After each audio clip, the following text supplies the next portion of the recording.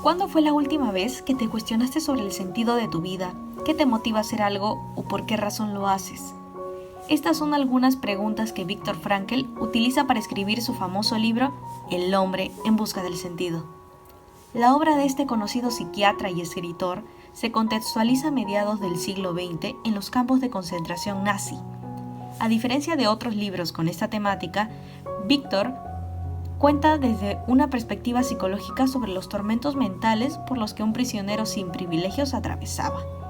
La lucha de emociones que suscitaban en sus mentes era constante y diferente en las tres fases contadas por Frankl por las que atravesaban todos. La primera se refiere al internamiento en el campo, los primeros días y momentos en el campo de concentración. La segunda cuenta sobre los sentimientos encontrados ya dentro de los campos a los que se enfrentaban. La tercera fase analiza la psicología de un prisionero que ha sido liberado. En esta obra podemos ver reflejada la voluntad de Viktor de continuar con su vida a pesar del dolor de las llagas en sus pies debido a la caminata que tenían que hacer hasta el lugar de trabajo en pleno frío extremo. Este dolor no solo lo experimentaba él, sino también los demás prisioneros. Además, la falta de alimentación para todo el trabajo que hacían a diario era evidente. A pesar de ello, Viktor encontraba el sentido de su sobrevivencia en el campo de concentración, principalmente en la publicación de su obra. Por tanto, cada situación dolorosa valía la pena. Sin embargo, no todos pensaban igual. Viktor cuenta que hubieron notables casos de suicidio en el internamiento, pues se habían resignado a ser cadáveres en vida. Con esto, Frankl muestra la realidad humana respecto al sentido de vivir, las razones específicas que nos motivan a ti y a mí a hacer algo. Cuando una persona pierde de vista ello, se cumple lo dicho por el autor. Una vida cuyo sentido dependiera de la última instancia, de la casualidad, no merecería en absoluto la pena de ser vivida. Pero el único sentido de Frankl no era la famosa obra que ahora estamos analizando, sino también su esposa. En una parte de la segunda fase, cuenta que pensar en el ser que amaba hacía que en pleno momento de dolor, su escape a otro mundo era el recuerdo de su esposa. Imaginar su voz, su rostro, lo motivaban a seguir haciendo las actividades que se le demandaban. Esto no solo le sucedía a él, sino también a los demás prisioneros. De esta manera, podemos comprobar que la relación entre el amor y el sentido es más fuerte de lo que imaginamos. No solo el amor a nivel religioso, sino también viéndolo desde un punto de vista social. Es evidente que el hombre, un ser que nace en una familia, tiene esa tendencia a amar, y ese amor es pieza clave de motivación para su vida en sociedad. Viktor, en el campo de concentración, se dedicó también a desarrollar su labor de médico y como tal tenía un sentido relacionado a la ayuda social. Los pacientes de tifus se encontraban en una situación precaria y a pesar de ello, Viktor tenía el trabajo de atenderlos. En varias ocasiones, él refiere en su obra, directa e indirectamente, que mientras los prisioneros hallaren más sentidos que beneficien a otras personas que a ellos mismos, más humanos se volverían. No considero que este tema sea tan ajeno a la realidad actual. Personas que solo piensan en su comodidad y tienen las posibilidades de ayudar a quienes no, lo único que muestran es su poca humanidad en la máxima expresión. A su vez, lo débil que se ven frente a las dificultades, pues mientras más carga social tenga nuestro sentido, más fuertes seremos frente a los problemas por los que atravesamos.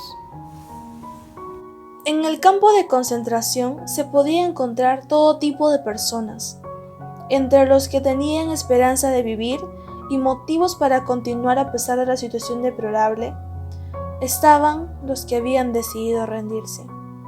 En todo ese tiempo, Viktor descubrió que la libertad humana está en la decisión que tomemos cada uno de nosotros, en ser capaces de ver que siempre hay razones para las que aferrarnos a la vida. Por ejemplo, sostenernos de los sentimientos humanos que involucran buscar un bien común y recordar a las personas que amamos para volvernos más fuerte emocionalmente hablando. De alguna manera, esto nos hace ver que el ser humano, bajo cualquier circunstancia que esté, tiene la libertad de enfrentarla con una buena o mala actitud, ver la situación como medio para el crecimiento de sí mismo o como el fin de todo. En el caso de Frank, tenía las razones suficientes como para decidir tener una actitud negativa y sin esperanza de vida. Sin embargo, él tenía claro que el tipo de persona en la que se convertía en prisionero era el resultado de una decisión íntima y no únicamente de la influencia del campo. Como él mismo cita, las últimas de las libertades es la actitud. Casi al final de la obra, Frank asocia esa libertad y miedo a la libertad con los personajes que deciden ser protagonistas o víctimas de sus propias vidas, por el mismo hecho de que habían personas que no hallaban el sentido de su existencia, dejaban que el destino haga lo que quiera con ellos.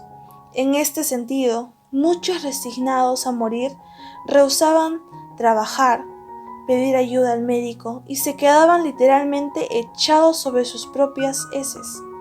Según ellos mismos, era su destino. Era lo que les tocaba, pues fueron obligados a estar internados en este lugar.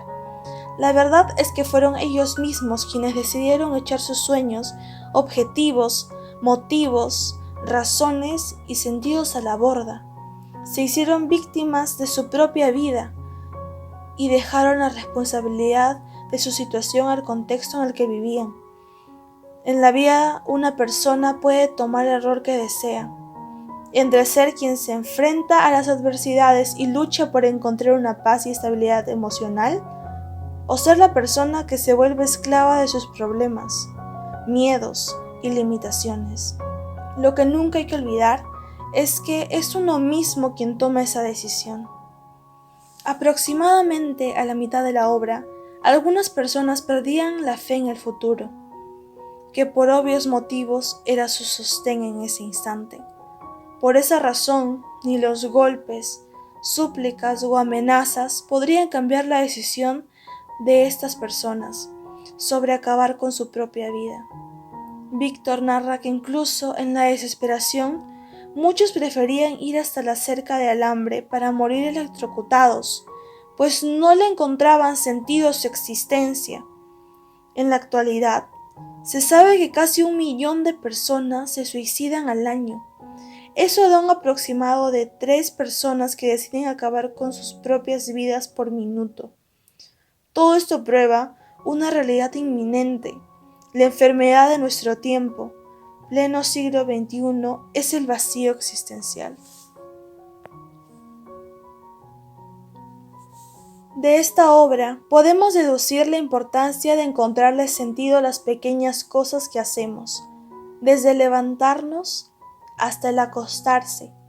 Quizá frente a las dificultades solemos pensar que nuestra vida no tiene sentido de existencia, pero es justo en ese momento en el que se probará nuestra actitud para afrontarlas y adaptarnos. Bien dijo Carlota Ruiz, que ningún poder de la tierra podrá arrancarnos lo que hemos vivido y lo que hemos aprendido en cada situación. En realidad, no importa que no esperemos nada de la vida, sino que la vida sí espera algo de nosotros. Entonces ahora la pregunta va para ti. ¿Qué quieres ser en tu vida? ¿El protagonista o la víctima?